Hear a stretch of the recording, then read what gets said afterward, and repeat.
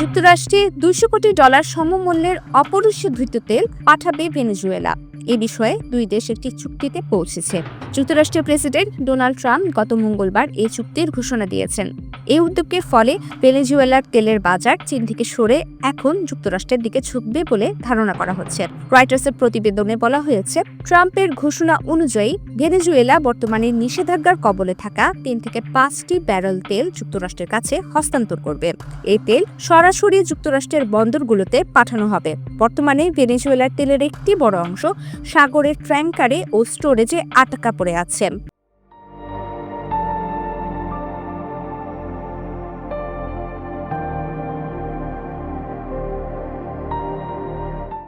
যা গত ডিসেম্বর থেকে ট্রাম্পের দেওয়া অবরোধের কারণে রপ্তানি করা যাচ্ছিল না। সামাজিক যোগাযোগ মাধ্যমে ট্রাম্প জানিয়েছেন, এই তেল বাজার দরে বিক্রি করা হবে, তবে সেই বিক্রয়লব্ধ অর্থ ট্রাম্পের নিজের নিয়ন্ত্রণে থাকবে।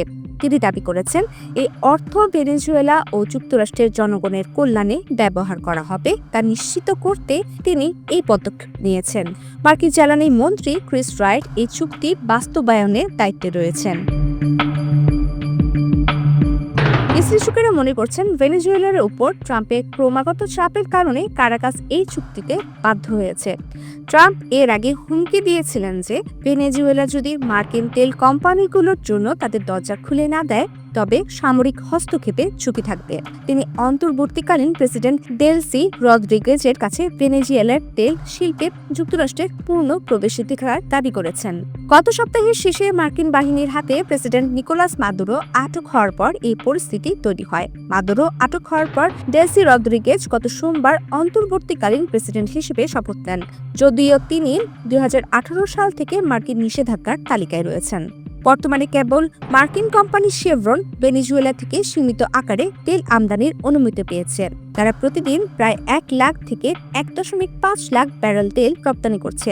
নতুন এই চুক্তির ফলে অন্যান্য মার্কিন শোধনাগারগুলো ভেনেজুয়েলার ভারী অপরিশোধিত তেল ব্যবহারের সুযোগ পাবে। চুক্তির আলোচনার খবরে বিশ্ববাজারে তেলের দাম প্রায় 1.5% কমেছে। এছাড়া মার্কিন অভ্যন্তরীণ বাজারেও তেলের দাম কিছুটা নিম্নমুখী হয়েছে। প্রমিতি কিবলি ইসলাম, বাংলাদেশ প্রতিদিন।